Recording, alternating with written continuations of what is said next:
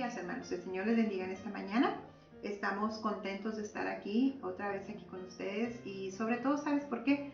Porque hasta el día de hoy nos ha ayudado el Señor y por sus misericordias estamos aquí. Entonces, bendito el día que hace el Señor y vamos a gozarnos, como dice en su palabra, y alegrarnos en Él. ¿A través de qué? A través de sus lecturas y a través de la palabra que Él nos deja en este día. Vamos a hacer una oración para iniciar este culto. Padre bendito, Señor, estamos delante de ti, ante tu presencia, Señor, honrando tu nombre, papá, reconociéndote, Señor, y dándote toda la gloria, Padre, a ti, porque eres el Todopoderoso, Señor, y eres el principio y el fin, Señor. Hasta el día de hoy, Señor, a ti se te ha placido, Señor, mantenernos aquí firmes y con vida, Padre, pero la protección divina, Señor, sea con cada uno de nosotros, Padre. En esta mañana, Señor, queremos decirte que estés con nosotros, papá, a este mensaje que vamos a recibir, Señor, que seas tú, Señor, sobre cada uno y que dejes esa palabra, Señor, que tú quieres dejar en cada uno de los corazones que estamos escuchando ahorita, papá, que seas tú, Señor, el que llegue y penetre, Señor, hasta lo profundo, papá, y que esa palabra que tú vas a dejar, Señor, quede para ejercerla, Señor, nosotros también en el diario vivir, Señor. Quédate con nosotros en esta mañana. Bendícenos, papá, en el nombre de Jesucristo te lo estamos pidiendo, Señor. Amén. La lectura central de este pasaje que vamos a leer, hermanos, está en Juan 20, del 24 al,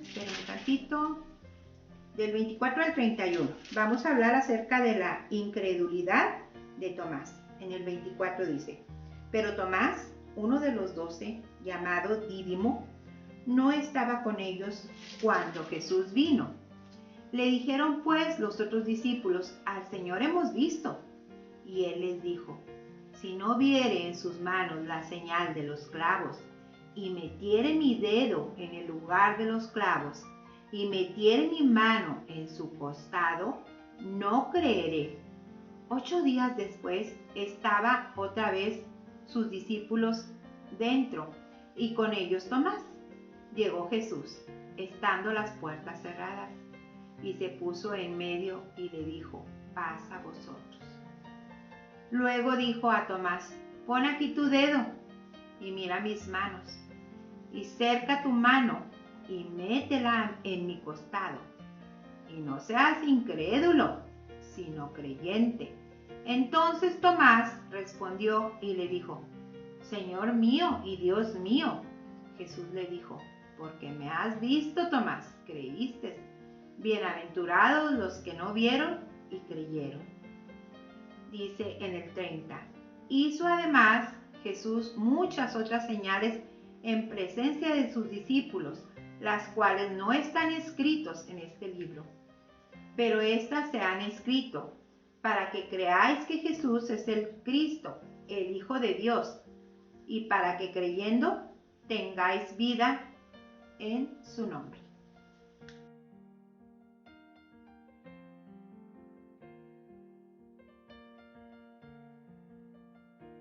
Bendecido día, hermanos, tengan el día de hoy.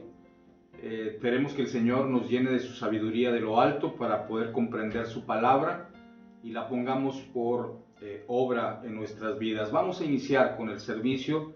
Ya leímos al principio lo que está en el libro de Juan, en el capítulo 20, de los versos 24 al 31, donde hablamos precisamente de esa incredulidad de Tomás, en la cual existió en él pues esa duda de quién existía, si Dios había no resucitado.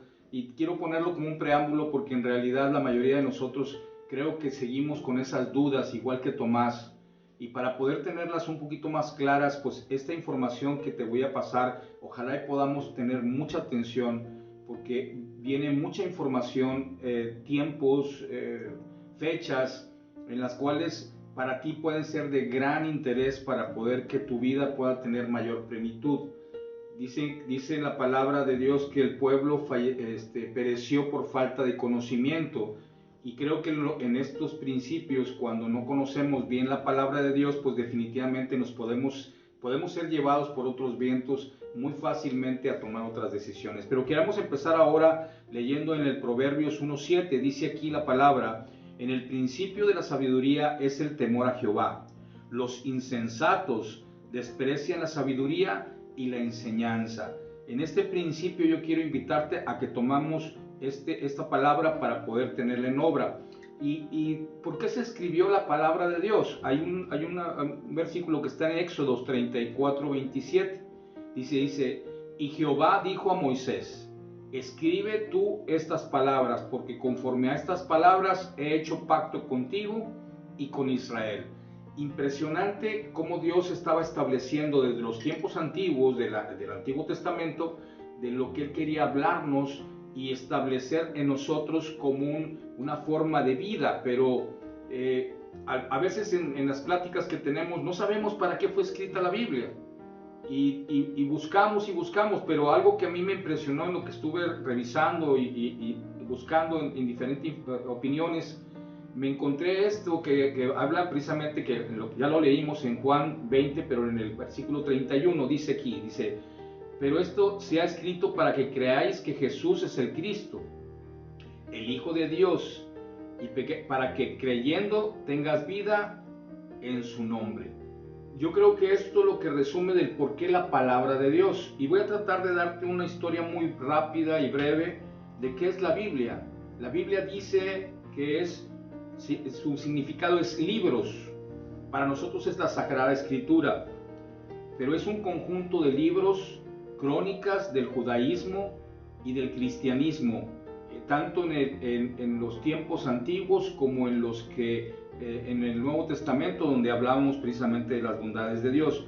Es el libro más leído del mundo, se ha traducido a más de 438 diferentes idiomas en forma completa y de más de 2.454 veces en diferentes dialectos en forma parcial, para que te des una idea de qué tan importante. Y obviamente no estoy contando aquí, porque esta información no viene aquí, es cuántas veces bajamos la Biblia en nuestros equipos nuevos, en los smartphones, en este caso las apps. Y entonces te das cuenta que la gente sigue buscando. Pero ¿de dónde nació este libro? ¿Cómo empezó esta escritura de la Biblia? Como te decía, hay el Antiguo Testamento y el Nuevo Testamento. Y como una referencia para poder ubicar tiempos completos, existieron 4 imperios diferentes. El imperio babilónico, donde estuvo cautivo parte de Israel, del 605 al 539 a.C. El Medo Persa, que fue otro imperio que llegó del 539 al 331 a.C. Después vino el imperio griego, del 331 a 168 a.C. Y el último, que muchos dicen que aún está vigente, pero obviamente está en un lapso de espera, es el romano. Ese empezó en el 168 hasta el 476 después de Cristo. Esto para que tengas una referencia de lo que vamos a estar hablando, porque es muy importante que tú y yo conozcamos. Israel era un reino unido. Mientras estaba David y estaba Salomón, ambos tenían a Israel bajo el principio de la sabiduría de Dios. Pero al morir Salomón, sus hijos entraron precisamente en los reinos. Y mientras ellos estuvieron, el reino se dividió. Israel se fue hacia el norte y se le llamó Judea hacia el sur. Y bajo ese principio Israel se dividió. Y quiero recordarte que en aquel entonces había un solo templo y había una sola palabra, en la cual había sido tomada de algo que ahorita te voy a platicar, que para mí fue muy importante. Pero quiero decirte que una parte de Israel fue esparcida por el resto del mundo conocido, y la otra parte de Israel fue cautiva, en este caso por el imperio babilónico. ¿Y qué sucedió en ese tiempo? Pues obviamente hablamos de Daniel y de otros más, que no vamos a adentrarnos en ellos porque queremos concentrarnos de dónde viene la palabra y por qué tú y yo podemos disfrutar de esta palabra que nos edifica y nos mueve. Me voy a ir al siglo V, ¿sí? Bajo el imperio medo-persa. En ese tiempo ya había sido destruido el templo de Salomón, en este caso el templo de Dios. Y en ese entonces Dios movió en los corazones de los emperadores que estaban en esa manera, y Nehemías fue un factor importante para que viajara y volviera a edificar precisamente el templo. Y junto con él fue alguien que fue importante también en el camino, llamado Esdras. Ambos, uno para construir el templo, pero el otro iba con el objetivo de poder establecer los principios de lo que era el pueblo de Dios. Y se encargó de buscar de todos los lugares y juntó los libros que estaban esparcidos por muchas partes y los hizo en una sola parte. Juntó 38, que es lo que para nosotros es el Antiguo Testamento. Y esa es la información más antigua que tenemos y la referencia que Dios estableció, que ese era el principio que Él tenía establecido para con su pueblo. Importante mencionar esto porque después y más adelante hubo modificaciones que la Iglesia Universal hizo y le agregaron otros libros que esos no estaban establecidos en el principio que Dios había mandado precisamente para ellos. ¿En qué estaba escrito esos primeros libros que todos eran en rollos que Esdras pudo recabar? Estaban en hebreo y en arameo. Ambos, como una referencia, el hebreo, no sé, su forma de escribirse únicamente es con 22 letras del alfabeto, puras consonantes, no hay vocales. Por alguna razón así estaba la escritura hebrea. Y esto nos sirve como una referencia. ¿Y qué es lo que conjuntó Esdras en ese tiempo? Pues obviamente las tres partes importantes del Antiguo Testamento. La ley, que es la Torá, los proféticos, ¿sí? Y los escritos. Los escritos vienen siendo los poemas, obviamente todos los versos y todo lo que pasa en cantares, en salmos. Vamos, todo ese conjunto está establecido precisamente en esos principios. Por eso es porque para nosotros es muy importante que tengamos el conocimiento de la palabra de Dios. Todos estos escritos, al momento de que Israel fue dividido, en automático ese único libro que estaba en el templo, pues obviamente ya no era posible. Entonces, en ese entonces, los sacerdotes pidieron un apoyo importante y crearon a unas personas llamadas los escribas. Esos escribas tenían que estar escribiendo la palabra de Dios, transcribiendo como si fuera una copia, pero esa copia tenía que ser con mucha exactitud sobre el mismo palabra original de esos rollos. Entonces se establecieron procedimientos y entre ellos lo principal era que lo que se iba a escribir tenía que estar sobre pieles de animales sagrados.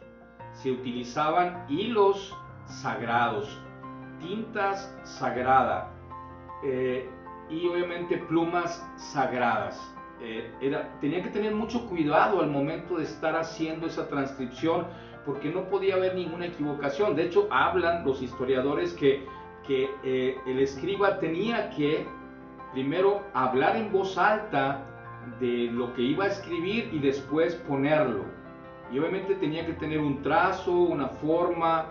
¿Para qué? Para que se respetara lo que se había escrito originalmente, sin cambiar absolutamente nada de lo que los escritos se tenían. Y obviamente eso para tenerlas en las diferentes sinagogas, en la cual Israel empezaba a abrir, porque obviamente los habían esparcido por diferentes partes, y obviamente tenían que tener la palabra de Dios para que no se perdiera, como sucedió hasta ahorita. Pongo esa referencia que todavía hasta 1947, cuando Israel fue otra vez fundado, los escritos de ellos siguen siendo los mismos que utilizaban en aquel entonces en el hebreo. Pero, ¿qué sucedió en ese tiempo? En ese tiempo es muy importante mencionarte lo siguiente. Era tener cuidadoso. Como otra referencia, fíjate, dicen que cuando tenían que escribir el nombre de Jehová, tenían que utilizar una pluma nueva. Y si tenían que poner el nombre genérico de Dios, en este caso, el gran yo soy, diferentes terminologías que se han establecido para con Dios, esa pluma tenía que ser lavada 7 veces antes de volverse a utilizar. Para que te des una idea de qué tan importante eran las copias que se estaban haciendo, tenían que tener una exactitud de tiempo y en forma sagrada. Obviamente, esto que te estoy hablando determina un principio de un plan que Dios tenía trazado para que su pueblo no se perdiera. Y nosotros tenemos que estar atentos a que no perdamos ese objetivo y que le empecemos a dar el interés que nos corresponde para nosotros. Es importante también describir que él tenía que hablar hacia el pueblo de una forma muy clara y precisa. Más o menos en el imperio griego, que es el siguiente imperio que entró, Alejandro Magno, para ponértelo como una idea, aquellos que conocen un poco de historia o de geografía, pues se darán cuenta que este hombre fue alguien magno a nivel mundial, del pueblo conocido, del mundo conocido. Esto fue más o menos en el 331 al 168 antes de Cristo. Esto se hizo en Alejandría. El emperador que estaba vigente en ese momento, al momento que llegó a Alejandría y pidió tener en sus manos los escritos de la Sagrada Escritura, pues obviamente las personas que estaban ahí le dijeron, no los tenemos más que en hebreo y en arameo. Y él pidió que se tradujeran. Entonces los encargados de ello, de Alejandría, pues le hablaron a los sacerdotes y pidieron que tomaran 6 varones de las 12 tribus de Judá o las 12 tribus de Israel, que viniesen para que transcribieran esos rollos que estaban escritos en hebreo y arameo, cambiarlos al griego. ¿Para qué? Para que ese nuevo imperio y todo lo que se estaba estableciendo de idioma tuvieran acceso a esa palabra. Ahí te vas a dar cuenta que allá existe una primer traducción del arameo y del hebreo al griego. Y durante todo ese periodo se escribió en el griego koiné. El griego koiné se habla que es vamos a decir, el idioma popular del pueblo. ¿Para qué? Para que todos tuvieran acceso a él. Y esto fue importantísimo que sucediera, porque si no fuese así, posiblemente muchos no hubiéramos conocido de la palabra de Dios, porque obviamente el pueblo de Israel era un pueblo muy específico y difícilmente se podría haber traducido a otros idiomas. Entonces, esto sucedió en ese entonces precisamente. Y todos lo dijeron. ¿Y qué sucedió en ese tiempo? Se tuvo que escribir en 72 días. Impresionante, ¿no? Y esa traducción se le llamó la Sextaginta.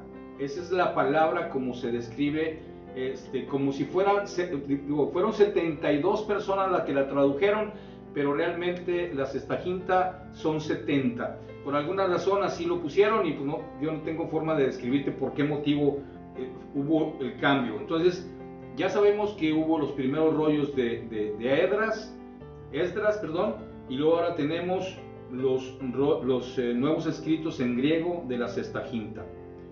Como una referencia, el pueblo hablaba arameo, pero escribía en griego. Cómo la cultura iba ascendiendo o cambiando conforme al imperio que estaba establecido en ese momento. Perdón. Después de eso llegó precisamente el Imperio Romano, que ya habíamos hablado, del 168 a.C. a 476 después de Cristo. Pero como una referencia, en el año 326 el emperador Constantino Magno unificó a Roma. Todo lo que ellos tenían conquistado en ese momento lo unificó en una sola Roma, y obviamente lo unificó cristiano. ¿Por qué? Porque realmente la mayoría de la gente, había una mezcla entre el pueblo israelí, israelita, y obviamente los otros pueblos cercanos, pero la mayoría conocían a Dios de esa manera. Entonces se convirtieron al cristianismo. Y eso fue bueno porque, digo, me voy a adelantar un poquito, porque Jesús, cuando llegó, pudo hablarles en el idioma correspondiente y la mayoría de la gente comprendió la palabra de Dios, porque obviamente, como te dije, Él vino a los suyos, y obviamente el pueblo de Israel únicamente hablaba el idioma hebreo, arameo.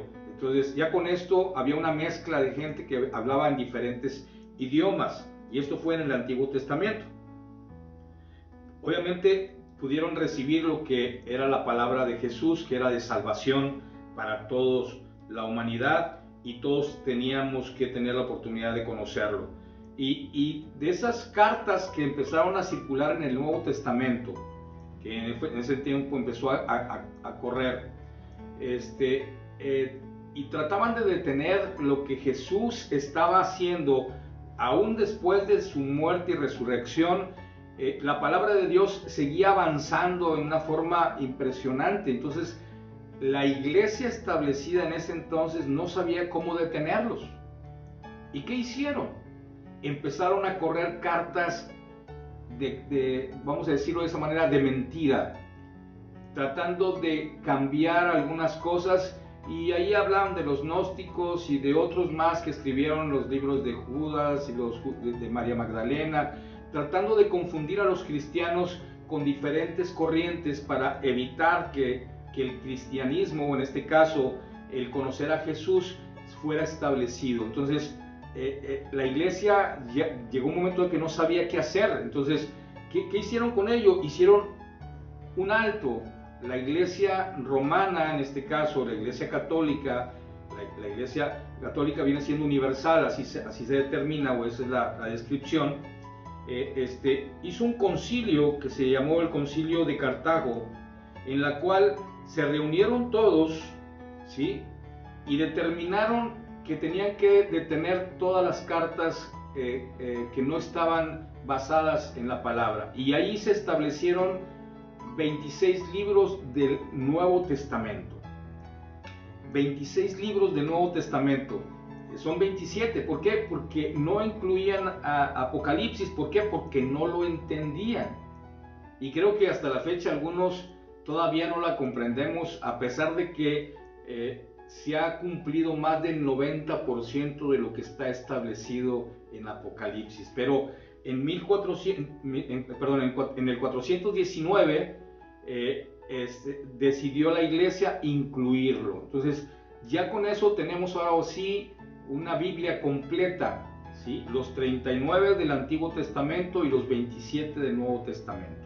Entonces con ello ya se pudo establecer. Todo estaba escrito en griego, porque obviamente era la cultura que en ese momento estaba determinada, pero algo sucedió.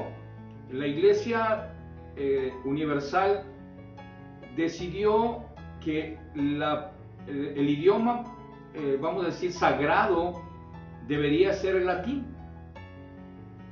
Y lo que le pidieron a uno de ellos, a Jerónimo, fue que tradujera precisamente la palabra escrita en la Sextaginta, la cambiara al latín, pero que lo convirtiera en latín de lo que le llaman ellos el idioma popular de ellos, y se le llamó a ella la Vulgata Latina. Entonces ya te das cuenta, tenemos los rollos de Esdras, tenemos la primera traducción, la Sextaginta, y ahora tenemos la nueva traducción, pero al latín, de la Vulgata Latina.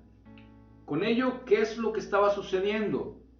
La iglesia tenía el poder de saber qué era lo que decía en latín, porque el latín no estaba para toda la gente, únicamente para ciertos niveles o para ciertas personas. Y todavía hasta el siglo pasado, estamos hablando del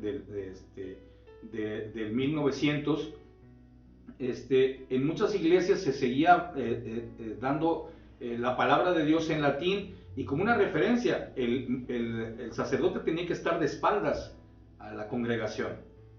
¿Por qué? Porque así estaba establecido de esa manera.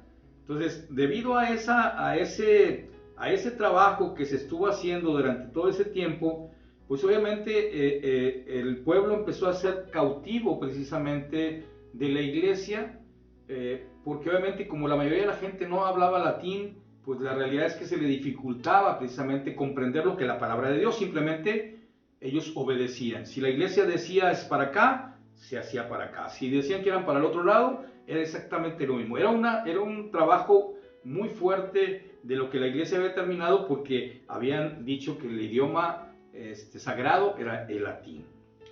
En el año 476 después de Cristo, Roma pierde el poder, y en ese momento viene un tiempo de oscuridad que le llaman, y se le llamó el término de el mundo antiguo, la terminación del mundo antiguo, y empieza la Edad Media. Si alguna vez lo has escuchado, en ese periodo inició todo esto que estamos hablando.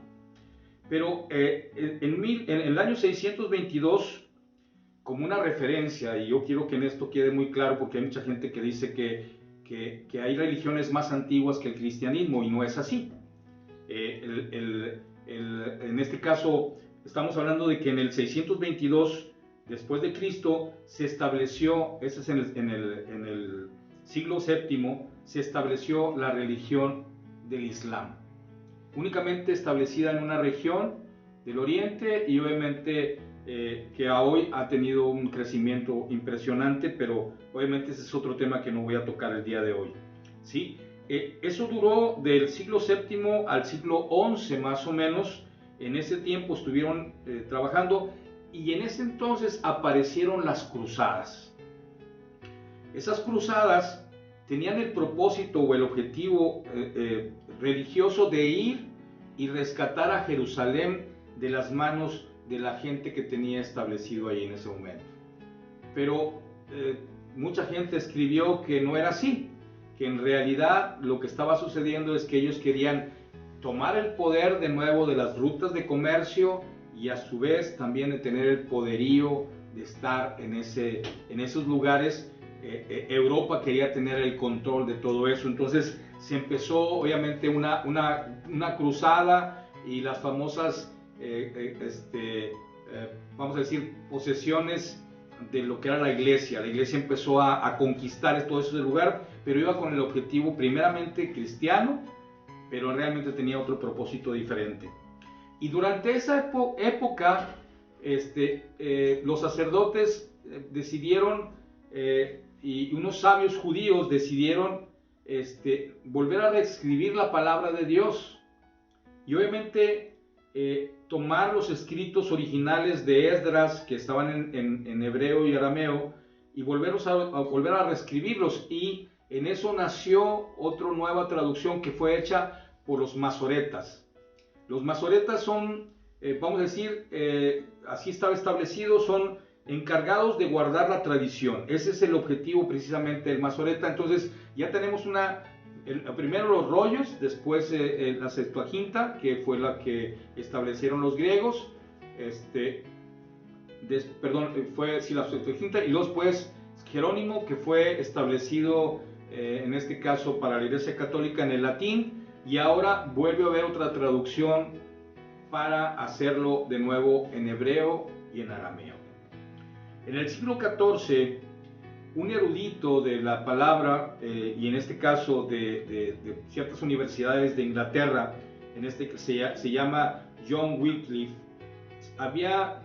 él sabía leer muy bien latín, el hebreo, el arameo, porque obviamente era una persona con mucho conocimiento de la palabra, y empezó a traducirla, y se dio cuenta que la iglesia no estaba haciendo lo que la Sagrada Escritura decía.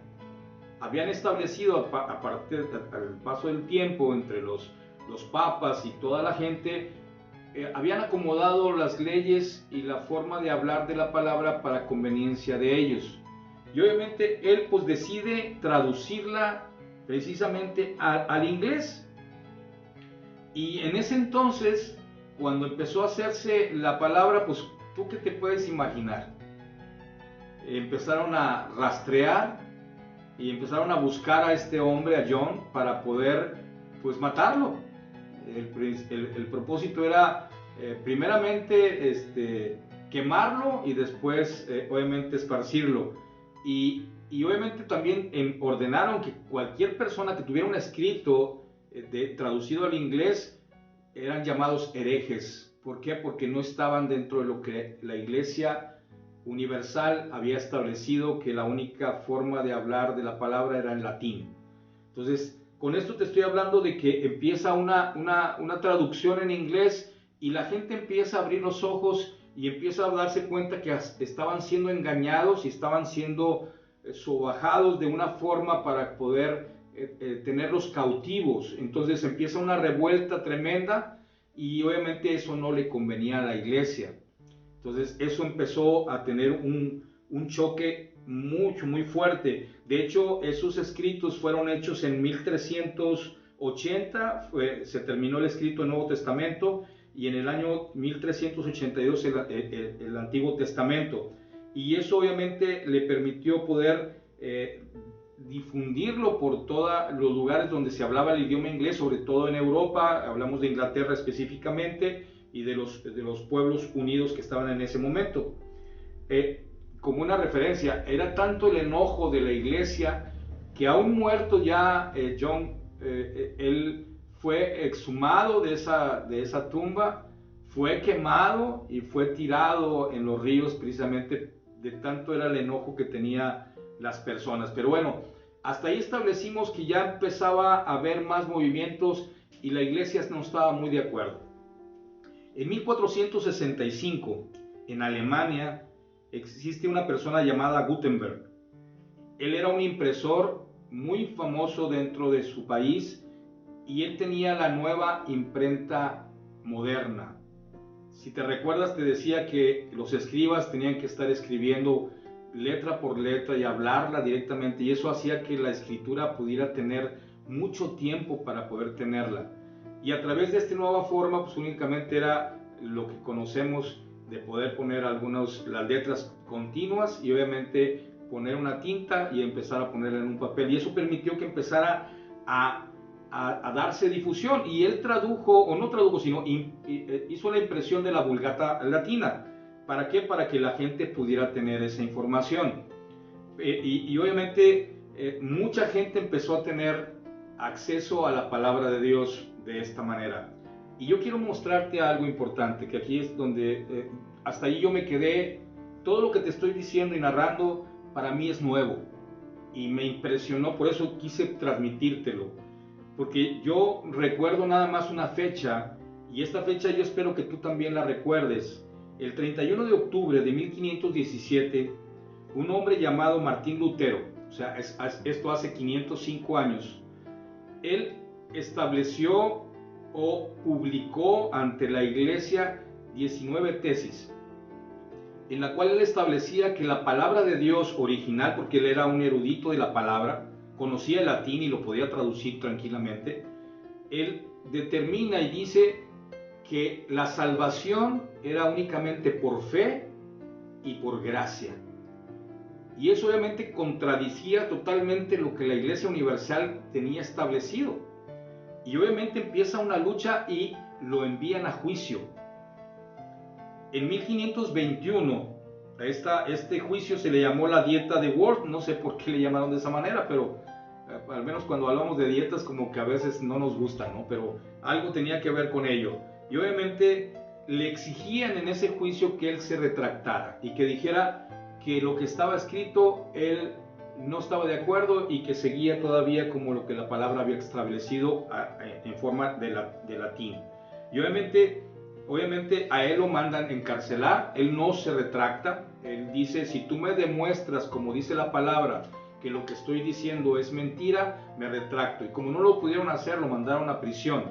Y durante todo ese periodo, él tuvo la oportunidad de traducir totalmente la Biblia, sobre todo el Nuevo Testamento, y presentarlo para que la gente pudiéramos saber que nuestra salvación únicamente es a través de gracia y por creer en Jesús. Y de ahí empieza a establecerse lo que tú y yo conocemos hasta hoy.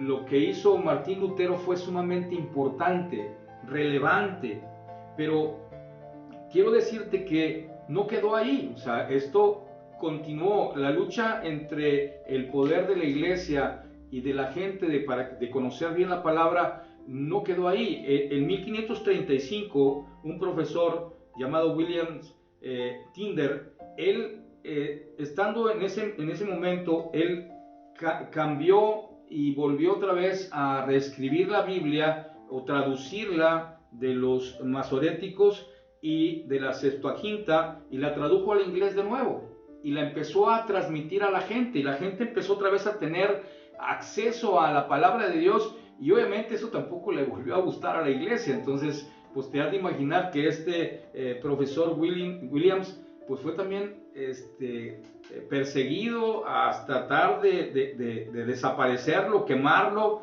porque estaba cambiando lo que la iglesia había establecido. ¿Ya te das cuenta de los tiempos que te estoy hablando? ¿Sí? Y hay una historia que a mí me impresionó mucho de todo esto que estoy descubriendo junto contigo, porque esto para mí también es nuevo, y la realidad es que al momento de escudriñar la palabra me sigo sorprendiendo todavía más. En 1537, en Inglaterra había un rey llamado Enrique VIII. Era un hombre tremendo, difícil, complicado, y él hacía lo que quería, al fin era el rey, ¿sí? Pero la Iglesia Católica no estaba en comunión con él, o no había una buena empatía entre ellos. ¿Y qué sucedió? Pues el Papa que estaba en turno, que no saqué el nombre, se me pasó poder tenerlo, pero lo mandó descomulgar, decir que ya no pertenecía a la Iglesia Católica. ¿Por qué? Porque no estaba haciendo lo establecido en la palabra. Entonces, este hombre se molestó con ellos.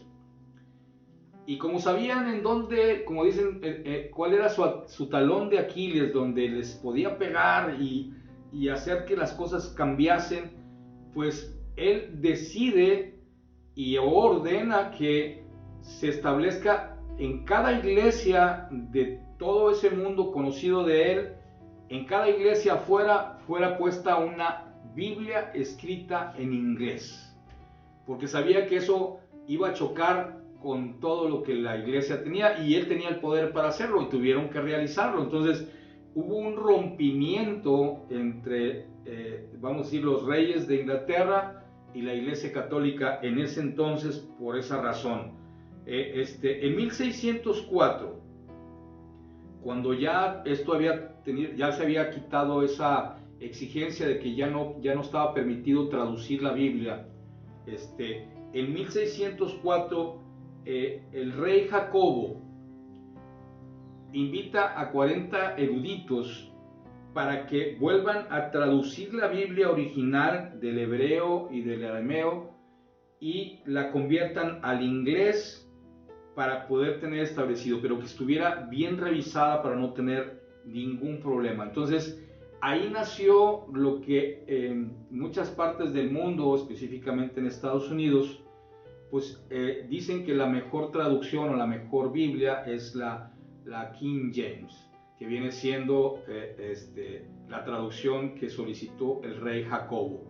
Y así estuvo establecido, pero únicamente estaba escrita en inglés.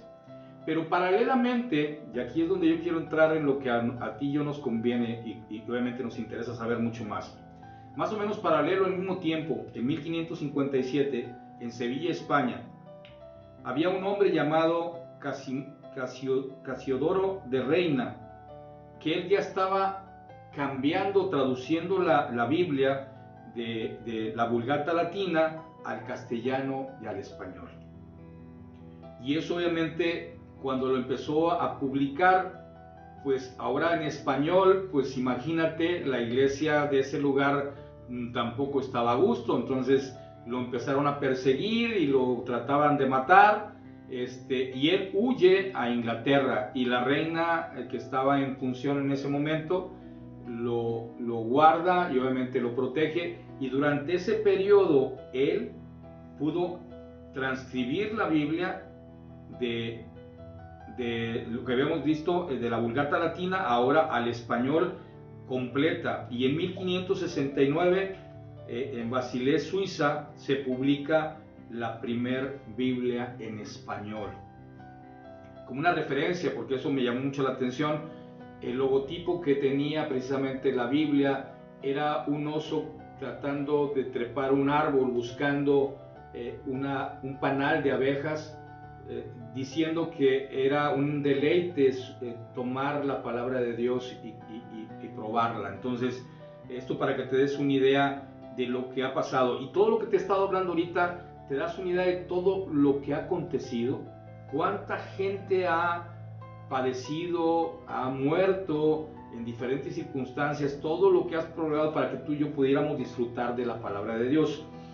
Pero en ese mismo tiempo había otro compañero de Casiodoro, y llegó Cipriano de Valera.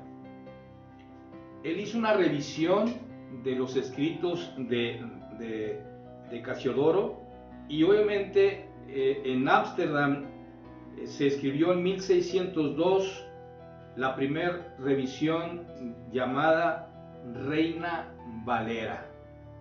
Yo creo que ya con esto nos empezamos a entender de lo que nosotros ahora leemos en casa, o lo que hemos tenido en nuestras generaciones, pues es la Reina Valera. Algunos han confundido, y te digo que a veces nos mandan escritos no correctos, donde como saben que el rey Jacobo mandó ordenar esa situación, piensan que esta revisión que tenemos en español fue hecha por la Reina Valera, y no es así. Fue de dos hombres, uno de ellos apellidado Reina y el otro obviamente Valera, por eso el por qué dicen Reina Valera. Hasta aquí yo creo que tú y yo tenemos en el entendido de cómo Dios hasta ese entonces nos permitió a nosotros poder tener en español esta nueva medición. Esto nada más como una anécdota, porque a mí también me llamó mucha atención. En aquel entonces había un hombre llamado Voltaire en Francia, en la cual él dice y dijo en ese momento que sus escritos iban a rebasar la palabra escrita de la Sagrada Escritura, y que en un siglo más adelante nadie hablaría de la palabra de Dios, únicamente hablarían de sus escritos.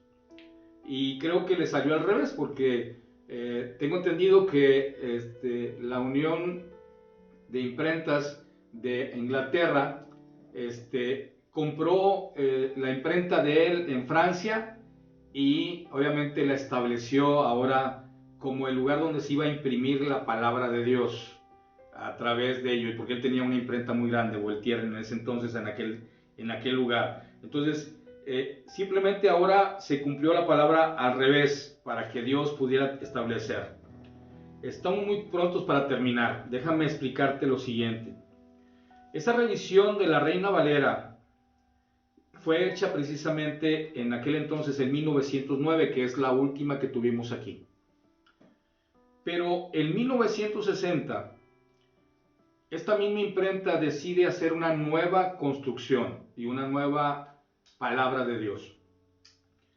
Y únicamente lo que cambian es que la palabra ahora es más poética. Si te das cuenta, habla de cierta manera muy amable, muy agradable. Y esta es la que a nosotros, en nuestra generación, nos ha permitido precisamente leer la palabra de Dios.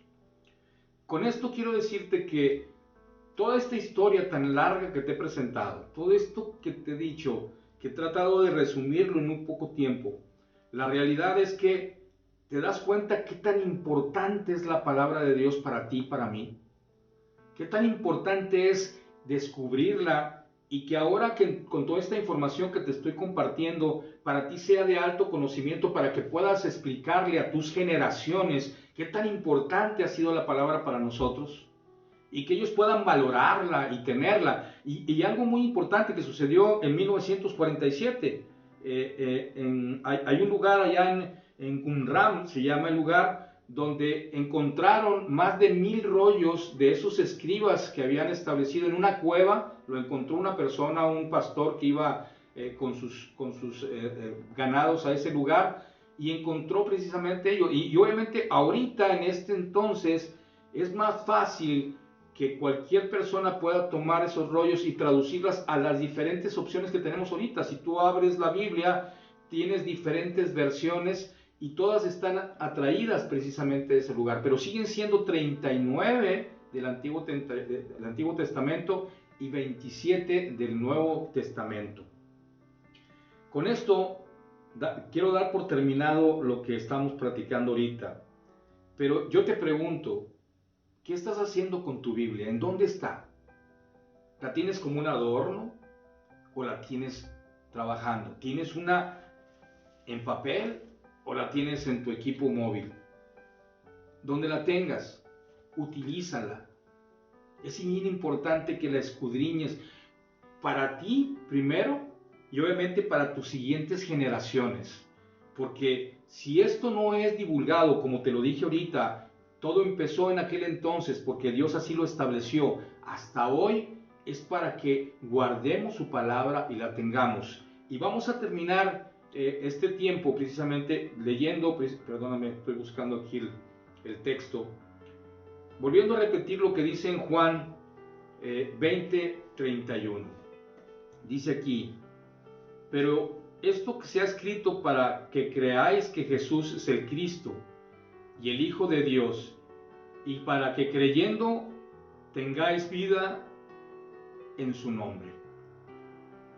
Para eso fue establecida esta, que conociéramos para que fuéramos libres y no permitamos que nos quieran guiar en doctrinas equivocadas.